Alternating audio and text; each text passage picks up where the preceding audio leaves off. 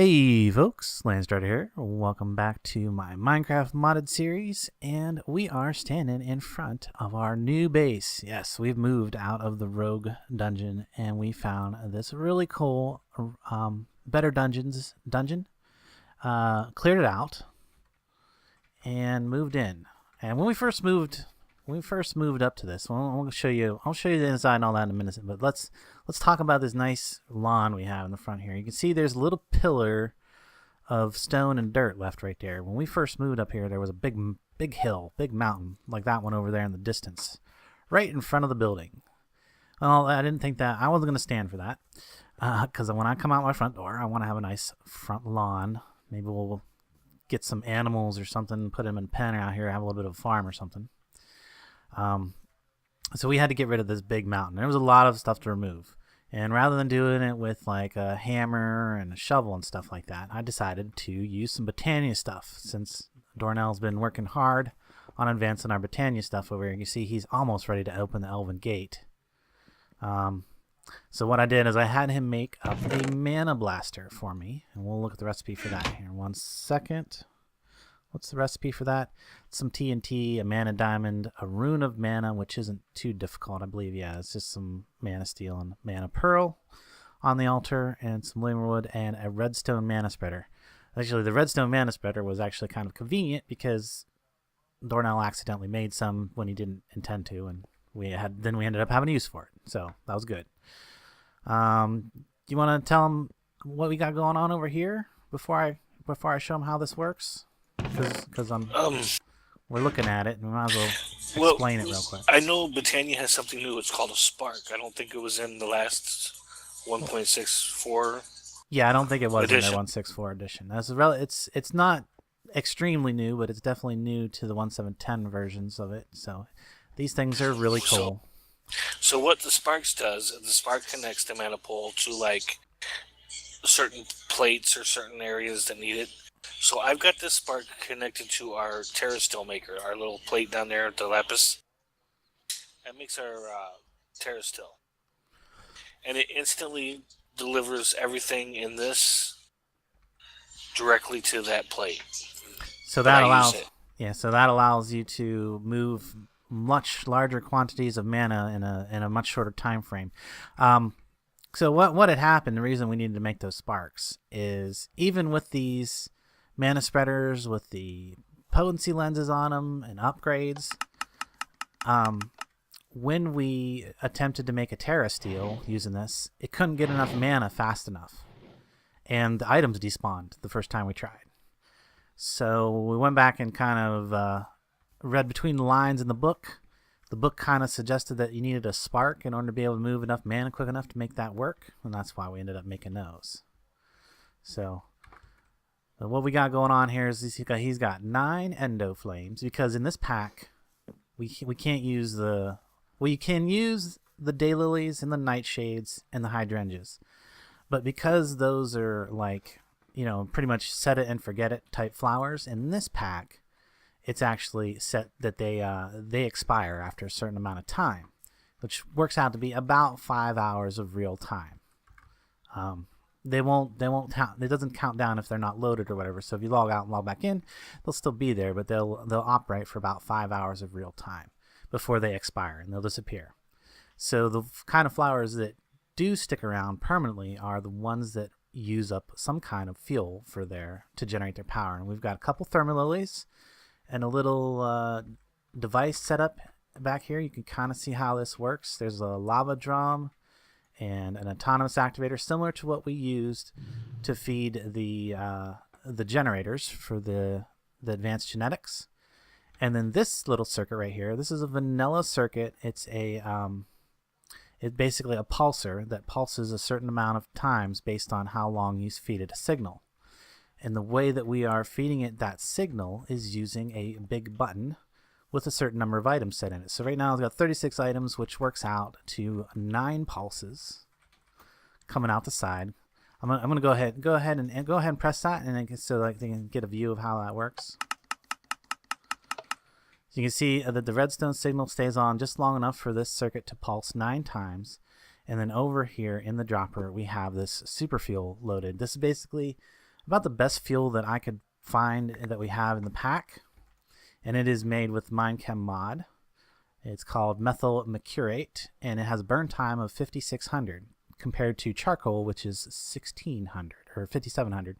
Charcoal is 1600, so it's about, what would that be, like 4 times more powerful than charcoal, approximately. 4 times longer, yeah. 4 times longer. So, and you can make methyl mercurate. You can see it only takes carbon, hydrogen, and oxygen, which can be derived from wood by breaking down wood into cellulose, breaking your cellulose down to get your chemicals, and then reformulating them into methyl mercurate. I'm going to show you how to do that here in a little bit. But while I'm standing right here, I wanted to just show you how all this works. These all feed into this mana pool. And then these 2 mana are distributing over here, getting ready to open the elf portal. I think, was it take a half a pull? Nope, 2 full pulls. 2 full pulls to open it. Okay, so Yep. not ready yet. Not just yet. Not ready just yet. And then these levers right here are to disable these mana spreaders in case we actually need to craft something with this mana pool. We have to temporarily disable these levers until these are full. Once these are full all the way, then this one will start building up mana. But until then, we've had to craft a few things. So these levers are here just to temporarily disable those. And actually, we can move this one back over because we had something set up over there that we're not using now. There we go. So yeah, that's the Botania stuff to this point. Looks good, huh? Let's get back to the mana blaster, because I got really sidetracked there, because that's what I do. I get sidetracked.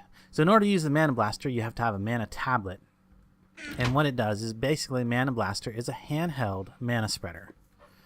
Now, that means that it can also have lenses applied to it, much like a mana spreader. You can see that I have a composite lens, which means it's 2 lenses combined. You can combine 2 lenses using a what am I trying to say? A slime ball. Sorry, you can combine 2 lenses using a slime ball. Any 2 lenses can be combined. I think you can even combine more than 2. I'm not 100% sure about that. But the 2 that I've combined are the potency lens and the bore lens. Now, the potency lens means it sends more energy per burst. The bore lens means that everything that it hits block-wise, it will break. It will basically bore through it like a mining laser. So I want to show you, this is what I made in order to clear out this mountain. So I basically cleared a level using the hammer, just cleared out a whole level, and then I came back with this blaster, and I would just look straight up into the sky and blast out all the blocks, just like that. You gotta look straight up. You want to be careful where you aim this thing, because it will go quite a distance and break blocks until it runs out of power. For every block that it breaks, it uses up a bit of the power of the pulse that you're sending. All right. So now that I've shown you how it looks for my stuff, I'm going to give that to Dornall and give him the mana tablet. And I'm going to let him do that, and we're going to look at it from this side. So look straight up underneath one of the blocks and blast it. That is really cool to watch. It's also a great mining tool. You can take that underground and dig tunnels real fast with it. And yeah, there we go. Oop, you got a little bit of an angle on it, so missed that last block. That's okay. All right, we can put that away now. You can pull it out whenever you need it, and I think we're done with it for the moment. You might find it fun to mine with, so I figure we'll keep it over there with the rest of the Botania stuff and tools and things. I found myself with some spare mana, I might. Cool. So wood. We needed a good source of wood. So what I've done is I've set up this tree farm over here, and it looks kind of odd. Like, you got this big block of oak trees over here, right? Just nice solid block of oak trees. The reason for this is because if I take it and use the lumber axe on this, first thing I'm gonna do before I do that, I'm gonna turn my magnet on so that I can suck up all the stuff. If I lumber axe that, you can see that it just cuts the whole big block of trees down all once. Nice. And I get a pretty good amount of saplings back. Now, that right there in the middle is not a sapling. That's a Ranocarpus. Ranunocarpius. Whatever. However you say that, that's a Botania flower. And it's really cool. This is how we replant after we're done cutting trees down. I just throw down the saplings and it will go ahead and replant them for me. Now, the only issue with the growing them like this in this block is a lot of times I don't get enough saplings back to completely replant this. So I can go down on, we have quite a few of them stored in a storage, and I'll just bring a few extra up and plant them. But not a big deal. I think it's almost going to be enough. Almost enough. There's just a few spots in there. I'm just going to let it go. And when I cut it down again, I should get, maybe I'll get enough saplings next time to fully replant it. Not a big deal. We moved over the automated living rock contraption. Dornell moved this over for us, and he covered up the top, so there's no chance of falling in the lava whatsoever. So there's that. So let's go take a look inside this thing. I'm gonna do a quick fly around so you can really see what this looks like. Oh, you know something else we need to make before the end of the episode? See, we got our meteor shield up on top there now. So meteor shield's no longer at the dungeon over there, the rogue dungeon. So it is now not protected anymore. So it could have a meteor land on top of it. So we've cleared out almost everything from over there. So let's go inside and take a look inside. The main hall is really just a big hall. It's really cool. We're probably going to have our MystCraft library on this level, and maybe some decorative stuff, not too much else. This is kind of like a throne thing right here, I guess. Like the Hall of the King or something. Right now we have these balconies up here. I have my bed set up on one of the balconies up here. I don't know. I think there was a couple more beds somewhere. Yes, it's down on the scope, the balcony scope downstairs. Oh, okay. And then we got, oh, that's right. We've got these staircases all the way. That stairs takes you down to one spot. I think I want to go down these stairs to see.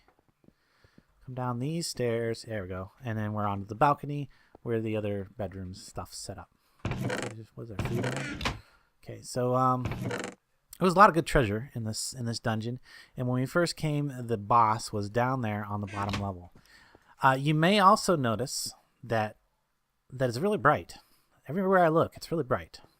And over on the right side, you see that I have night vision 2 at 19 seconds, and it's never going down. That is because we got night vision off of a bat DNA and incorporated that into our DNA, into our genetic makeup. Can you put together I think it's a microscope. Yeah, there's a microscope from Advanced Genetics. Wow, it's a block of iron and pit glass, stone stick, and some other iron. But it would be worth it because I want to show the viewers exactly what all we have in our genetic makeup right now. And I don't, because I don't even remember everything. I know we got water breathing, we got night vision, we're immune to fire, we can fly. And I don't even remember what else. I think there's a few other things we can do. Yeah, like we have the woolly gene, and I think the milk. Maybe I think you have the milk gene too. I can't remember. No milk. No milk. Okay. So let's look at this. You may have noticed in the intro that I was wearing some new armor. This is Ender IO dark steel armor, or dark. Is it dark steel or dark iron? It's dark something. But it's really cool stuff. By default, it has iron level protection, but it can be upgraded. So if I hold shift, you can see that it says it can be empowered with a vibrant crystal in 10 levels, and it can have a bunch of other things applied to it. Now what I've done is I've already gone ahead and empowered each piece of my armor, which is to add a vibrant crystal to it. So now I have the option of going back and empowering it again to make it empowered too, which is going to make it store more energy for the cost of a capacitor. And each one has other special things that you can do to it. Like I could add a potion of swiftness to my leggings and I could run even faster. I can put a glider on my chest plate and it would allow me to pretty much glide similar to the Open Blocks glider. And the helmet, Can have a sound locator. I can apply night vision. Of course, I don't need that because I have it part of my genetic makeup. I could give it solar, which would allow the armor to recharge if I was in the sun. One of the things that I already did is I applied goggles of revealing to it. So this helmet actually acts as goggles of revealing as well as diamond level protection. Once it's empowered, it gives you diamond level protection. You can see down here, and I have 10 full shields of protection right now. So I'm fairly well protected.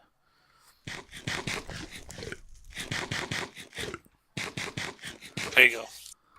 Microscope. Microscope. Sweet. All right. So what I need to do is basically this sample in here is the sample of the last person who uses blood, but it has all the same stuff that we all have.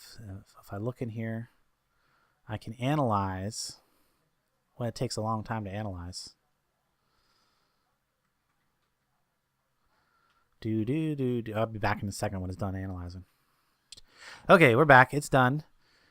And let's see. I have Woolly. I have saves my inventory, which doesn't work in this pack because we have the Gravestone mod, so that was kind of a useless one to add. Can swim in lava. I can teleport. I forgot I could teleport. I can eat grass. There's one right behind that eats grass. I can't click it. Just can't click. Can I click that one now? Here, just click over here first. I can fly, obviously. I have night vision. What's this one? And I can breathe water. There we go. So there's all the genes that we've added to our genetic makeup. So kind of makes us super beings, more or less. Now I need a place to put it because it won't go back in the centrifuge. I'm missing one of those, so you're going to toss it at me. Oh, okay, cool. That works out. So now then, where were we at? We were showing you around.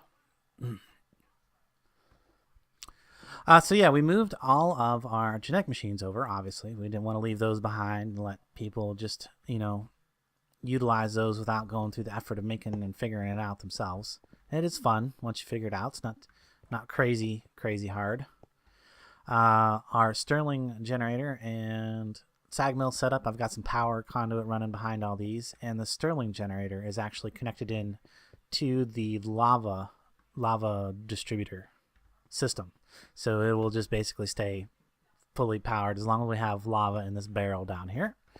We'll have energy from the Sterling generator for the sag mill and stuff. This chest is now the input chest. Goes down, sag mills, goes straight over to the alloy smelter, and then up into this chest is the output chest. And then if we need to, we can go ahead and get in the interface and change things up. Then right here, we've got the enchanter. This will allow us to create enchanted books of specific things by using a book and quill plus a certain number of items and a bunch of levels. One of the things we need to do soon, which we haven't done, is we need a way to store all these levels. You can see I got 53 levels. I'd like to store those just in case something would happen and I would get whacked. Actually, you know what? We can move this microscope on top of that. On top of here. Oh, I got that there. Well, that can go someplace else. Definitely. That definitely doesn't need to be there. The microscope would make much more sense right there. There we go. And this thing would probably make more sense down here.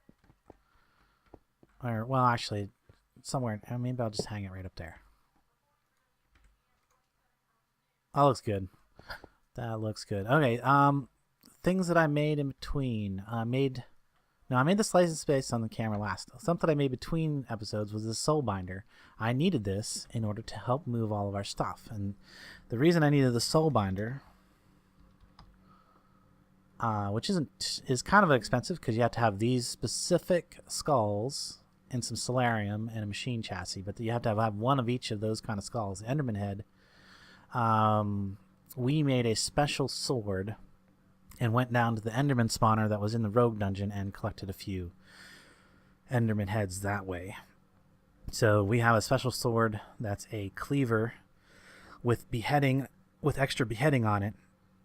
Basically has a 50% chance of dropping a head for every kill. It was pretty good. So good for getting Enderman heads and things. So yeah, that's how you make that. The reason I needed to make this is because I wanted to make a dimensional transceiver.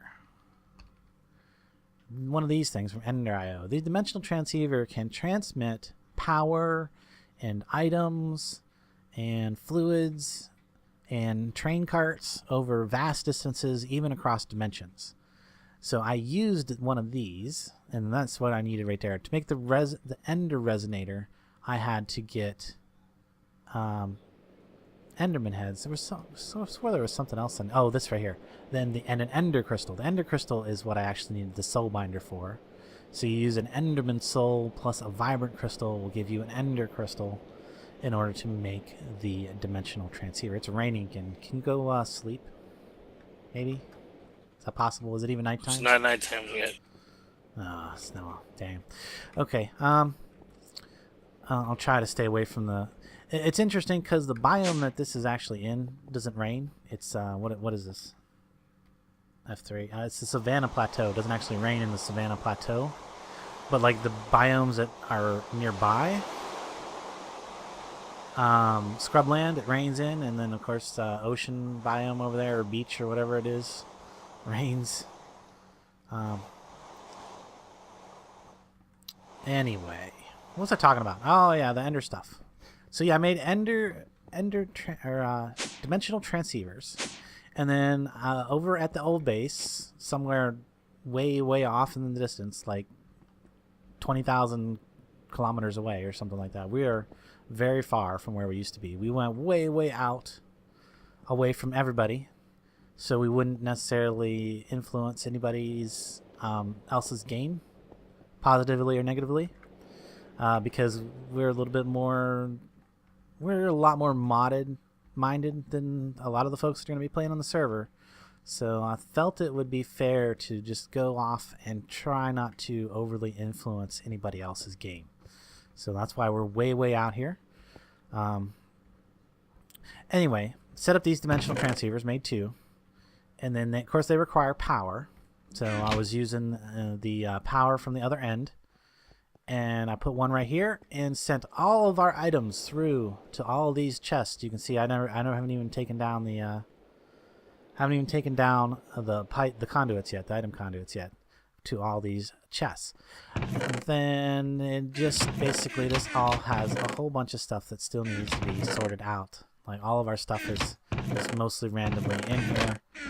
We did move all of the caches over to here. So this is going to be our storage level, pretty much, basically. All of our caches and additional storage is going to be on this level. And possibly the computer, the main processing computer and storage portion of the applied Energistics system, because we're going to be doing that soon, but not this episode. Maybe next episode we can get started in that. We have all of the parts that it takes to actually get started in it. You can see we've got all of the presses, all 4 of the presses. That took Dornell quite some effort to find, and we did manage to find 2 bits of charged Certus quartz, so that'll get us started, and we'll be able to use that to make a charger and be able to charge more Certus quartz in order to make some fluix. So that's coming up. Not this episode. Like I said, maybe in the very next episode we'll start working on applied Energistics system. All of my magic stuff I moved over here mostly. Yeah, I think I got everything over here. So now I have my little buddy here. How you doing, Foo? He's happy. He likes the new place. He's not cramped in a little attic space like he used to be. And then I set up all these jars around here. I think I have enough jars for probably ever. I hope. We'll see. I might eventually need some other special storage device. They're definitely close enough to the runic matrix in order to work, so I don't have to worry about that. Pretty sure that even that far top row is still close enough to that. And if it's not, there is a way that I can fix that. And then over here, I've been starting to grow this aura node.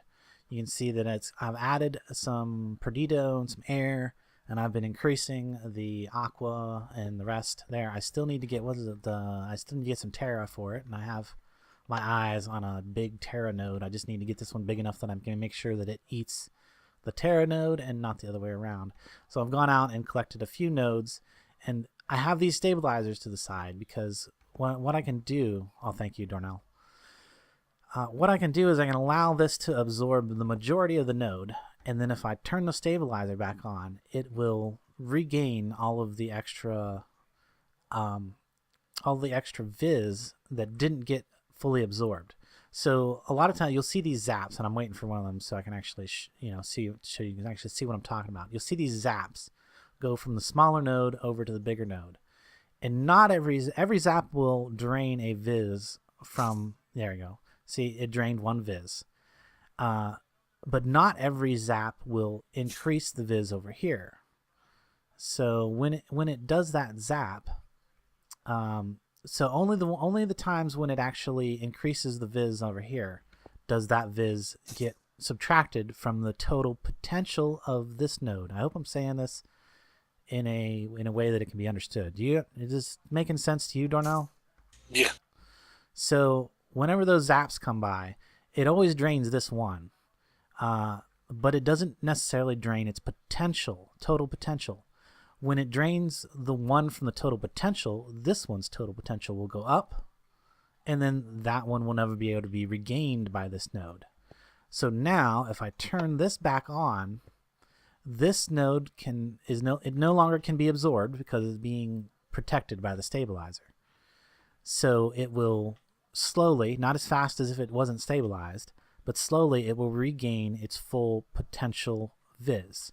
Any of the potential that moved over into here will not be regained. So eventually this will get down to a tiny little node, and then if you allow it to drop all the way to 0, there is a chance that it will just disappear instead of regaining its unabsorbed potential.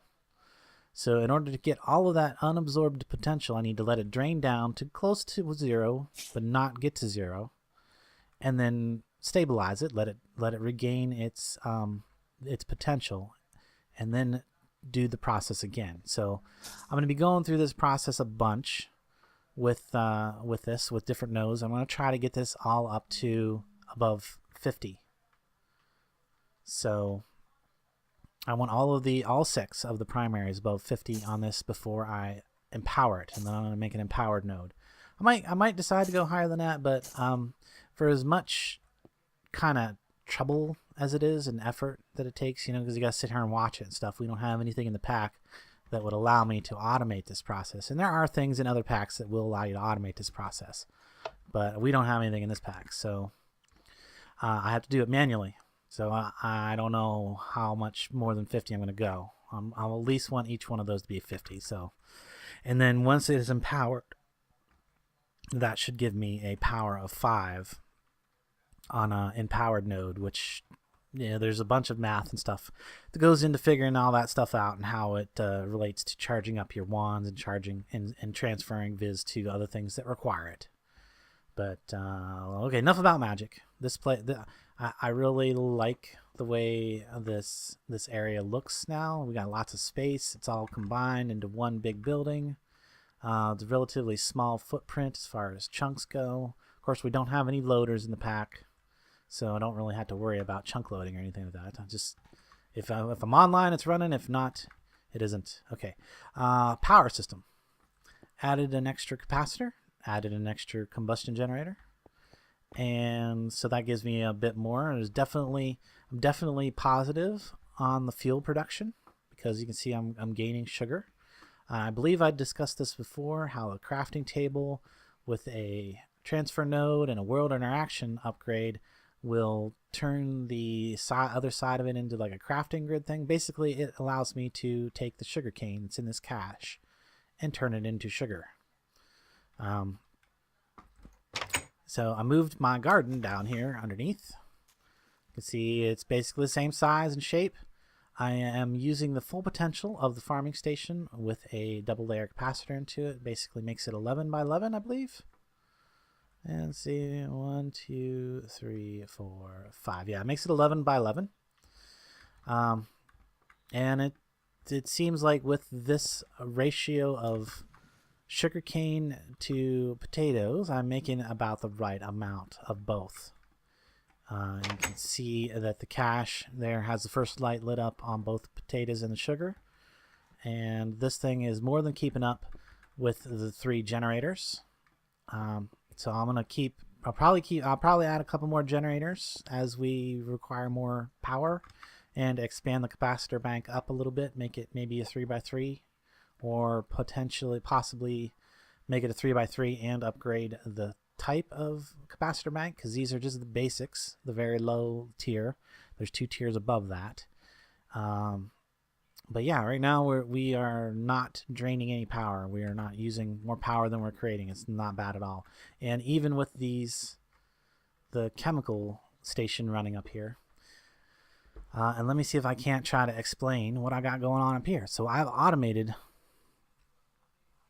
the chemical synthesis and decomposer. Not entirely 100% hands-free automated. I don't think you could do that with this, because you still got to get in here and set up the chemical formula that you want to automate. And this is the output chest down here. You can see that I have an item conduit that pulls out. And you can see back there I have some redstone conduit, insulated redstone conduit, which is connected to the block that this lever is. And you can see that that is on the channel red. You can kind of see it right back there through the crack. Channel red.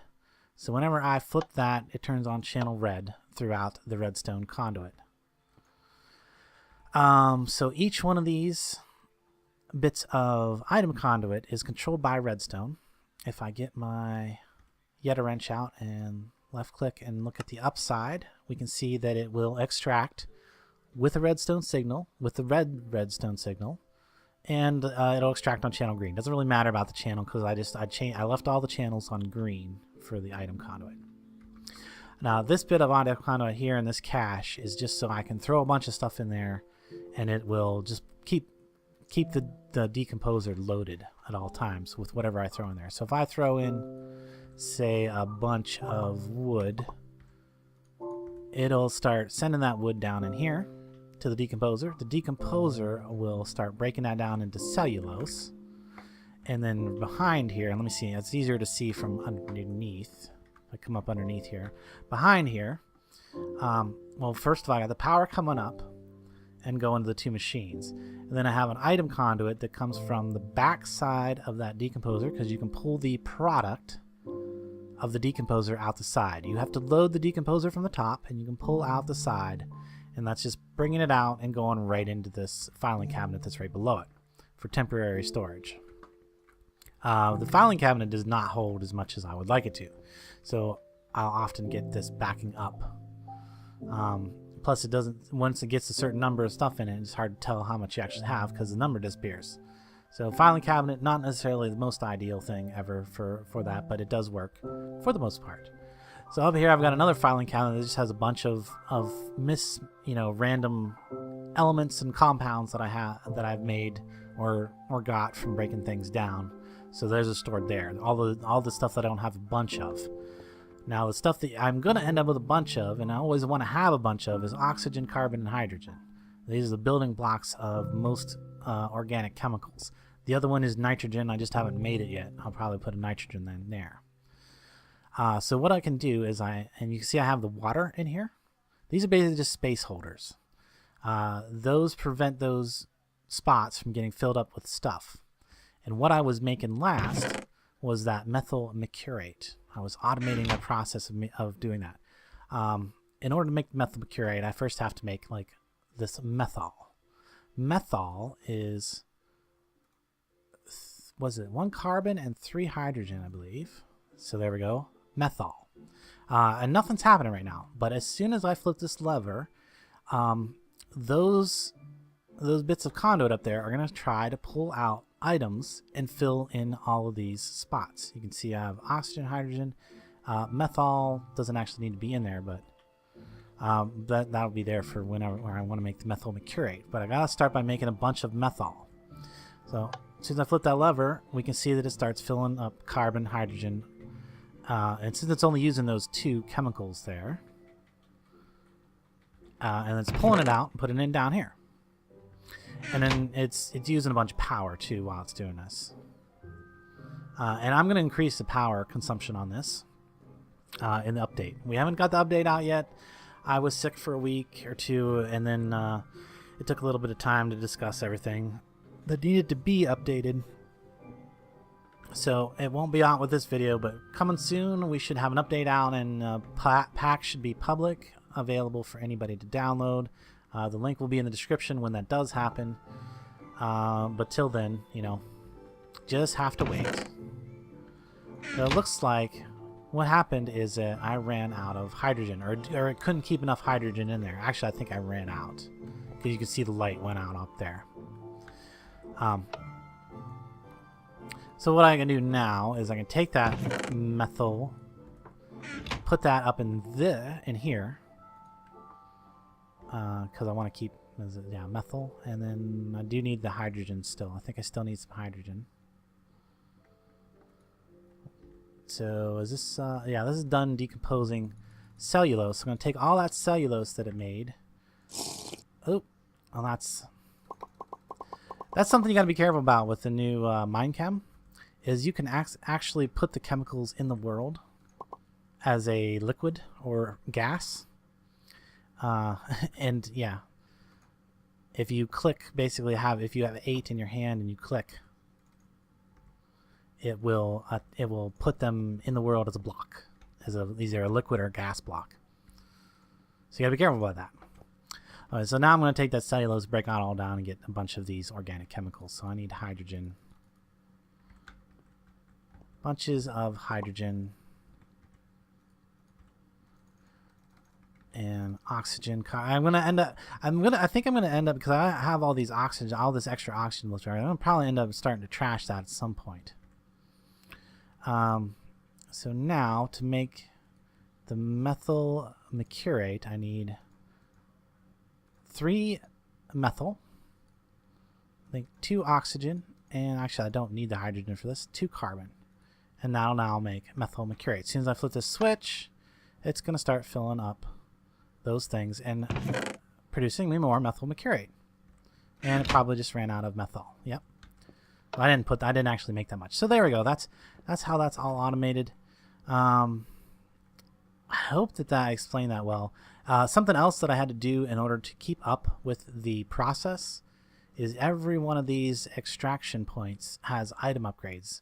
That one has a bunch of item upgrades. It has 5. These ones I've only got 1 in, and that's pretty much enough to keep up with it for the most part. I might need to put more in the hydrogen when I'm making methyl, because you can see that it ran out. It didn't actually run out. The cache didn't run out. It just couldn't keep enough in there for the process to keep running. So might need some more item upgrades in these in order to do that. They're kind of expensive. And then that's that. That's my automated chemical thing. I don't think it's going to stay there, though. It's getting kind of cramped in that space. I think it's going to go over on that wall over there, and then basically take up almost the whole wall, because you have all these different chemicals. I want to have a cache for each one. I want to be able to automate it with different levers and switches and things. It's going to get much more complicated, mad science style. So I think that's everything that we did between episodes. I've caught everybody up. I've showed you everything that we've moved. This place is really nice looking, I think. Talked about all the Botania stuff that we did. We upgraded. Are we ready to do? Is the elf?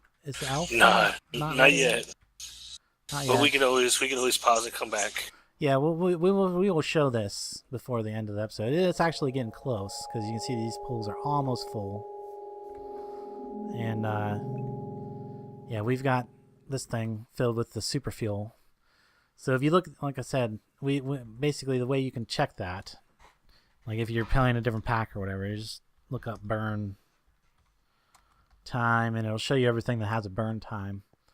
And yeah, these are where I went to, because the chemical synthesis, pretty easy to do. There's a couple other ones that are really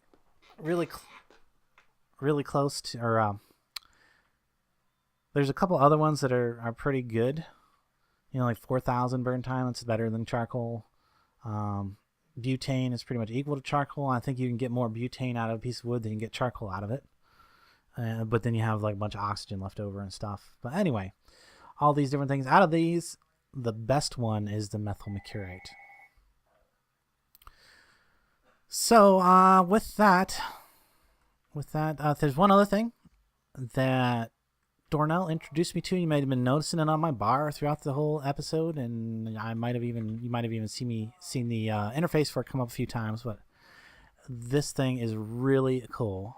Dornell showed me this, and now I'm going to show you guys because it's super awesome. You know, I like my pocket crafting devices. You know, crafting grids that you can take with you and keep in your inventory. Well, there's one in Botania. There's one from Botania, and it's called the crafting, or the assembly halo is what it's called. So whenever you highlight this, you get this halo around you, which has these panels, has all these different panels, and a crafting table. So I can open the crafting grid and craft something anywhere I'm at. Now, what all these additional panels do is whenever you craft something, it remembers the last thing you crafted. So I think the last thing I crafted was a cache. So that's actually a good one for me to have because I'm going to be making more of those in the future. So now I can go to a blank panel and just right click, and that's set to cache. And then you'll notice at the top it says I don't have enough materials to make a cache. Well, if I had the materials in my inventory, I could make these items by just right clicking. So I don't have enough stuff to make a capacitor or any of this stuff here, but I've got, well, that's also, I use this to compress my cobblestone while I'm out mining. But I do have some oak wood, so I can make some planks. So all I gotta do is click that. One right click will execute the recipe one time. You can see now that I have some planks in my bar. Well, maybe I need some sticks. I just right click that. Now I got some sticks. And if I had some redstone, I could make some redstone torches. And you can set all these to different crafting recipes that you use a lot. So, and then basically, as long as you have the stuff in your inventory, all you got to do is go to the panel, click, and it gives you and it executes the recipe. It is super awesome. Plus, you have the crafting table anywhere you go. And for any of your other crafting needs, and it actually acts just like a regular crafting table. You can shift click in from NEI and stuff. It is super cool, and it has a really cool look and interface. So yeah. I think that's about it. I think. Oh, I was going to show you how I upgrade the armor. I was going to make some basic capacitors, and well, actually I have a couple made, so I'll just go ahead and upgrade a few bits of armor. Probably the chest piece and the helmet are a good one to upgrade because they seem to take a little bit more durability hit.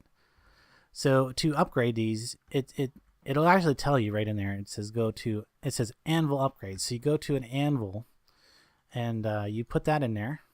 And if I put a capacitor on the side, see, it tells me it's going to cost 10 levels to enchant that. And let's see, right now it stores 100,000 RF. What this is going to do, it's going to increase the RF storage another 50,000. So there we go. Sadly, it completely eradicated the RF that was in there. So I'm going to have to go charge these back up before they'll work properly. I'm going to come down here and toss those in there. I think next episode or between episodes, I'm going to make myself a wireless charger so that I don't have to come down here to the capacitor bank and get my RF tools and armor recharged. All I have to do is be near the wireless charger, and that is a Ender IO thing. Let's see right there, wireless charger. Because we're going to require one of them Ender resonators. That's not too bad. I'm pretty sure we have some Ender heads left over. In fact, I could probably, one takes an octatic capacitor. Do I have an extra octatic capacitor handy? If I do, I might just go ahead and make this before the end of the episode here. It doesn't look like it though. I've probably got all the stuff to make it. Well, anyway, you can see it's not a complicated recipe. Electrical steel, ender resonator, and capacitor. I think I showed you that earlier. You make that with solarium and silicon. Ender head in the slice and splice. So I'll put that together between episodes. So I'm going to cut right here, and we'll come back when we go to open the Elven portal and just show you that because it looks really cool. And it's a pretty big milestone, so I want to get that one on camera for the record. Back in a little bit. Okay, folks, I'm back. We're not quite ready for the Elven Portal, but there's something else I wanted to point out. One of the other reasons that we thought this was a really great place to live is we are that close to a Millenaire village. You can see it right there.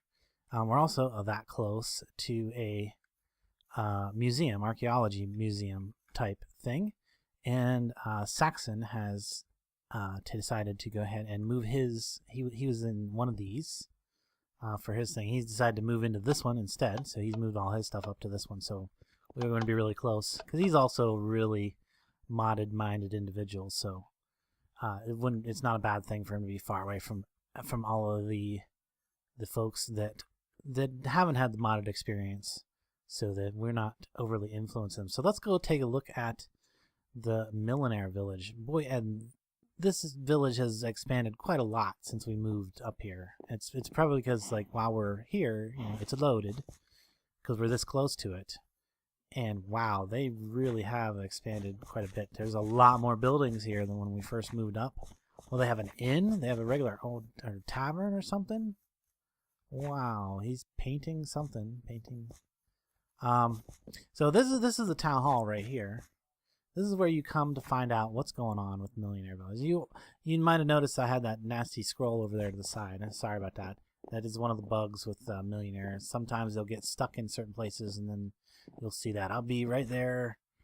Hopefully it's going to go away. Maybe it won't. Anyway, so you come to the town hall. It's going to be different depending on the culture. Some cultures' town hall looks entirely different from the next culture's town hall. I'm not sure how many different cultures there are. 4 or 5? Maybe 6? There, it finally went away. And then it comes right back as soon as I walk in here. Okay. So Sigmund back here is trying to get to me, and he can't because there's something in the way. Possibly that crafting table. Doesn't really matter. So you come in here, and you can see what's going on. So right now, there's 24 adults. Wow.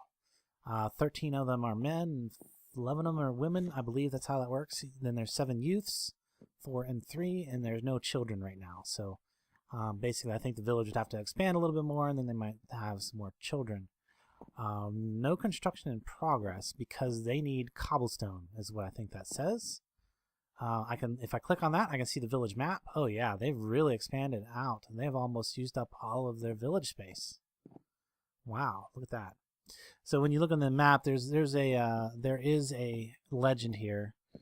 Basically, that's water. These brown areas are unbuildable for whatever reason, and this brown area here is unbuildable. That's probably a chasm. I'm not sure what that brown area is. We could probably go look. What is that brown area that they can't cannot build over there? Oh, because it's chasm / something. So yeah, they can't build there. They can't build. I think they can build on the water. I think they could fill in the water areas and build there. But yeah, whenever they reach a different, they get enough materials for whatever current project that they're getting ready to do, they will go ahead and do that. Oh, did you just sell them cobblestone? Because they now have enough cobblestone to do whatever they were about to do. Yeah, I sold them some cobblestone. So yeah, what you can do to help these guys is you can actually bring them the material that they are looking for and sell it to them. Like you talk to, I think it's this guy here. Kind of have to push him, get him into the right cleric. No, not the crafting grid. See, when they get bugged like this, it's kind of hard to talk to them. I wonder which one is the guy that I actually need to talk to. I'm pretty sure it's this guy here. But yeah, when they get all buggy like this, it's really hard to interact with them. You gotta get them in the right spot. Okay. What's this guy saying? I'm a known face around here. Well, that's probably just because I've been kind of living nearby. I could affect the diplomatic relations with this other village right now. Right now it's bad. I could probably raise it up to keep them from going to war. I'm not going to really do that. There's all kinds of really interesting things that you can do. There we go. There's the guy that I was trying to talk to. So, okay, what he will buy. Yeah, these are all the things that they'll buy. They'll buy oak, wood, basically all the vanilla woods, cobblestone or stone, and then the price in dinars that they will give you for that stuff. They'll buy glass and iron and wool. bookshelves. Now, different vendors in the village might buy other stuff. Now, this is the main village guy, and whatever you sell him will be used to expand the village. Like right now, I could sell him some cooked pork chop. That's the only thing in my inventory that he's interested in. Now, these things up here are all the stuff that he sells. Now, if you save up your dinars, you can come back and buy different things from them. Some of this stuff you can only get from these guys. And there's some of these things require your reputation to be a certain level before you can purchase them. So it's a good way to trade resources with villages. You can bring them stuff that they need and get stuff that you need. Really cool. And then there's these things that allow you to get actual villages. Like I think these will allow you to start a village or a building or something. A Norman villager. So this is a Norman village. And that's why it has the building styles that you see in it. So each of the different cultures have different styles of building and stuff, and we'll have different building types and things. So wow, they have really expanded around here. This village is almost, maxed out as far as what they can do. They might be able to put a few more buildings, and there's some buildings I've never seen. This looks like a church greenhouse or something like that. And they usually build roads and paths between the. Yeah, is that a path? Yeah, they're using cobblestone or the gravel paths to go between. It looks like this is an inn. Oh yeah, it's nighttime. Whenever it's nighttime, they all go to bed. Oh, look, a windmill. I wonder if this is like a mill. And they all speak a different language. Like, once you hang out in a village long enough, you start to understand the villagers for whatever language that they have. So it takes a while. So when you first find a village, you may not understand what they're saying to you. Get rid of that skeleton warrior. You don't need to be here. But like after you hang out around them long enough, you eventually will learn their language and be able to understand what they're saying. Wow, it's a cow farm. Cool. So yeah, we're gonna have to start trading more with these guys. I was gonna trade with them a bunch of stuff to help them move along, and they will advance by themselves. They will gather their own resources, and they will eventually expand their village by themselves, which is what has happened here. They've expanded quite a bit. When we first moved here, what was this, like maybe 5 buildings at most was here? Yeah, it was like 3 or 4. Well, there was like a town hall, maybe 3 or 4 extra buildings. So yeah, they've advanced quite a bit. They've upgraded several of the buildings. You can see that they've gotten into like the higher tier of building material here, etc. So yeah, I just wanted to show you that a Millenaire village that we're really close to, so we can interact with them, trade, and do cool things with them. Just something else to have fun with. All right, come on over here so we can open this gate. Is it ready? Hey, we are ready. Looks like these are generating right now. So. Okay, I'm about to place the pylons. Are you ready? Yeah. So, isn't there something you still got to do after you place the pylons? Yeah. Is there? Well, this one's not quite full yet, so.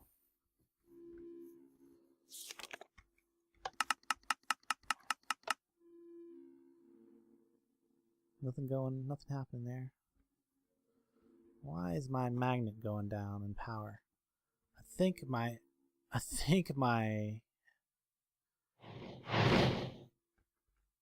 armor is drawing the power out of my magnet to stay full. Are you ready? Because I'm about to do this. You better wait till this one stops pulsing, right?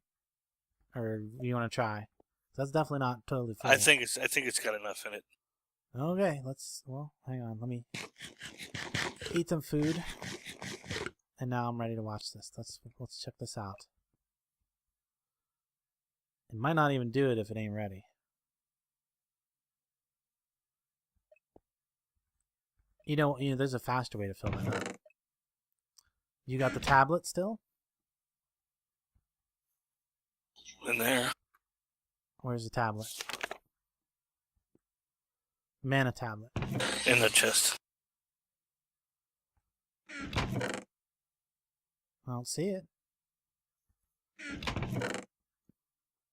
It's right there next to the blaze I rod. see it now. I'm blind. Oops. Well, get it on top of the maniple and you can't because of the pylons in the way. Although it did stop pulsing, so.